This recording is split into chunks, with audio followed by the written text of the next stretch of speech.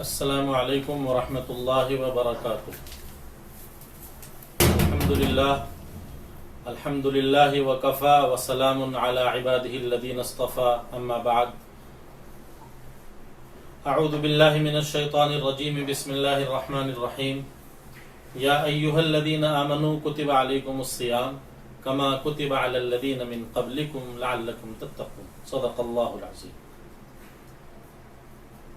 رمضان بالکل قریب ہے، آج شعبان کی 21 تاریخ ہے اور ساتھ ساتھ ہی ملک میں لاک ڈاؤن ہے، جس کی وجہ سے رمضان کی بہت سی عبادتوں سے متعلق احباب کے سوالات کا ایک لمبا سلسلہ ہے، جس میں روزے، تراویح اور اعتکاف سے متعلق بہت سے سوالات ہیں۔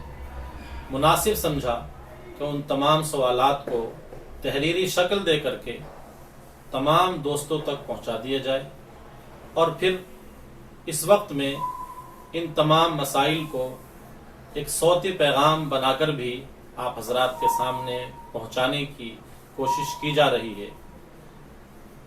خاص بات یہ ہے کہ ان تمام مسائل پر ہمارے دارالافتاء کے رفیق اور دوست حضرت مولانا مفتی محمد راغب صاحب، مفتی مدرسہ امینیہ کشمیری گیٹ دہلی، اور اسی طرح مدرسہ حسین بخش کے مفتیان کرام حضرت مولانا مفتی محمد اشرف علی صاحب قاسمی اور حضرت مولانا مفتی زبیر احمد صاحب قاسمی، ان حضرات کی تائید اور دستخط بھی ہے الحمدللہ۔ میں بہت اختصار کے ساتھ میں ان تمام سوالات کے جوابات جو 30 کی تعداد میں ہیں آپ کے سامنے پیش کرنے کی کوشش کر رہا ہوں۔ سماعت فرما۔ لاک ڈاؤن کے حالات میں روزے، تراویح اور اعتکاف کے ضروری مسائل۔ نمبر 1، تندرست لوگوں کے لیے کسی شرعی عذر کے بغیر یا صرف کورونا مرض ہو جانے کے اندیشے سے روزہ چھوڑنا ہرگز جائز نہیں ہے۔ نمبر 2، سرکاری ہدایات کے مطابق نماز پنجگانہ اور تراویح کے لیے مساجد میں یا گھروں میں زیادہ لوگ جمع نہ ہونے چاہیے، بلکہ محدود اور مخصوص افراد ہی نماز تراویح کی جماعت میں شامل ہوں۔ نمبر 3، مساجد کے مائک سے اذان پنجگانہ اور سحری و افطار کے اوقات کے اعلان کا اہتمام کیا جائے۔ نمبر 4، روزہ کشائی، افطار پارٹیوں کی تقریبات اور دیگر سیاسی اور مذہبی اجتماعات وغیرہ سے مکمل گریز کیا جائے۔ نمبر 5، عشاء کی نماز کے بعد تراویح کی 20 رکعت 10 سلاموں سے پڑھنا مرد و عورت سب کے لیے سنت مؤکدہ ہے۔ نمبر 6، نماز تراویح کی نیت سنت تراویح کہہ کر یا صرف دل میں نماز کا ارادہ کر کے باندھ لی جائے۔ نمبر 7، مرد حضرات نماز تراویح مجبوری میں گھر پر ادا کرنے کا مکمل نظام طے فرمائیں اور مستورات بھی نماز تراویح کا اہتمام فرمائیں۔ نمبر 8، نماز تراویح کا وقت عشاء کے بعد سے شروع ہو کر صبح صادق یعنی ختم سحری تک رہتا ہے۔ نمبر 9، نماز تراویح گھر پر جماعت کے ساتھ یا بلا جماعت کے تنہا پڑھنا بھی درست ہے۔ نمبر 10، نماز تراویح کی جماعت کے لیے کم از کم 2 افراد کا ہونا ضروری ہے۔ نمبر 11، نماز تراویح میں مکمل قرآن پاک حفظ پڑھنا یا کسی حافظ کی اقتداء میں مکمل قرآن پاک سننا یہ ایک مستقل سنت ہے۔ نمبر 12، نماز تراویح میں قرآن مجید سامنے رکھ کر دیکھ کر پڑھنا یا اسی طرح موبائل سے دیکھ کر تلاوت کرنا جائز نہیں، بلکہ اگر اس طرح نماز تراویح میں تلاوت کی جائے تو اس سے نماز فاسد ہو جائے گی۔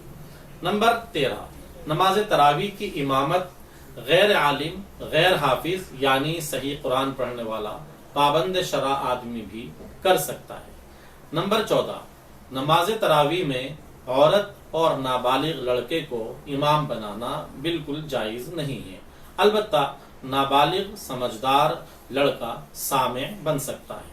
نمبر 15، نماز تراویح کے لیے کوئی مکمل حافظ نہ مل سکے تو مجبوری میں ایسے شخص کو بھی امام بنا سکتے ہیں جو چند پاروں کا حافظ ہو، وہ پورے ماہ انہی چند پاروں کو تھوڑا تھوڑا پڑھتا رہے، یا حفظ شدہ پاروں کو چند دنوں میں پڑھ کر بقیہ دنوں علم تری کیف سے تراویح پڑھا دے، اور اگر صرف علم تری کیف سے ہی یاد ہو تو بس انہی صورتوں سے تراویح پڑھاتا رہے۔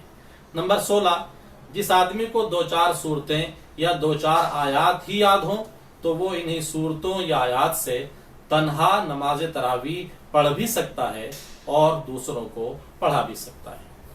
نمبر 17، واجب قرات کرنے والا پابند شرع آدمی امامت کا زیادہ حقدار ہے، لیکن اگر سب لوگ ہی داڑھی کٹانے اور منڈانے والے اور گناہوں کے مرتکب ہوں تو ان میں سے جو زیادہ پرہیزگار لگے اس کو امام بنا لیا جائے۔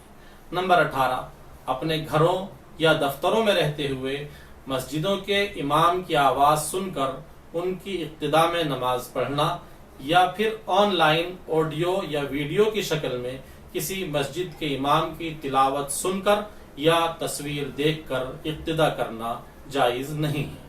نمبر 19، ایک مرد امام بن کر صرف اپنی بیوی یا گھر کی دیگر مستورات اور بچوں کو بھی نماز تراویح پڑھا سکتا ہے۔ نمبر 20، صرف مستورات گھروں میں تنہا جماعت نہ کریں بلکہ وہ تنہا نماز پڑھیں، لیکن اگر کوئی حافظہ عورت حفاظت قرآن کی وجہ سے بس اپنے گھر کی مستورات کو صرف نماز تراویح جماعت سے پڑھائے تو گنجائش ہے، مگر امامت کرنے والی حافظہ عورت بالکل آگے کھڑی ہونے کے بجائے کچھ نکل کر بیچ صف میں کھڑی ہو۔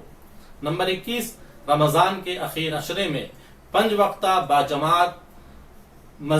وقتہ نماز باجماعت والی مسجد میں اعتکاف کرنا سنت مؤکدہ علی الکفایہ ہے۔ نمبر 22، حالات کی مجبوری کی وجہ سے صرف ایک شخص کو مسجد میں اعتکاف کے لیے طے کیا جائے تاکہ تمام آبادی اور محلے والوں کی طرف سے سنت کفایہ کی ادائیگی ہو جائے۔ نمبر 23، مردوں کا اعتکاف مسجد ہی میں ہو سکتا ہے، گھروں میں نہیں۔ نمبر 24، عورت اپنے گھر کے کسی خاص کمرے میں اعتکاف کر سکتی ہے۔ نمبر 25، مسنون اعتکاف کرنے کے لیے روزہ رکھنا بھی شرط ہے۔ نمبر 26، مسنون اعتکاف میں قصداً روزہ توڑ دینے سے اعتکاف بھی ٹوٹ جائے گا۔ نمبر 27، جس مسجد میں جمعے کی نماز نہ ہوتی ہو وہاں اعتکاف ہو سکتا ہے، لیکن نماز جمعہ کے لیے معتکف دوسری مسجد جا سکتا ہے۔ نمبر 28، حیض و نفاس کی حالت میں اعتکاف نہیں کیا جا سکتا، اور اعتکاف کی حالت میں حیض و نفاس شروع ہو جائے تو اعتکاف ٹوٹ جائے گا۔ نمبر 29، دن میں یا رات میں بھول کر یا جان کر صحبت کر لینے سے اعتکاف ٹوٹ جائے گا۔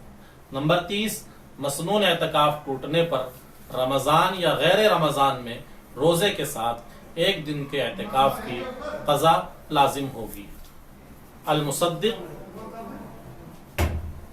مفتی العبد محمد راغب مفتی مدرسہ امینیہ دہلی، المصدق مفتی محمد اشرف علی قاسمی عفا اللہ عنہ مفتی مدرسہ حسین بخش دہلی، المصدق مفتی زبیر احمد قاسمی غفر اللہ مدرسہ حسین بخش دہلی۔ اس تمام پیغام کے بعد اخیر میں ایک اپیل ہے۔ رمضان میں فرائض کے ساتھ نوافل، تہجد، تلاوت، معمولات و تسبیحات، اذکار و دعاؤں اور توبہ و استغفار کا اہتمام فرمائیں۔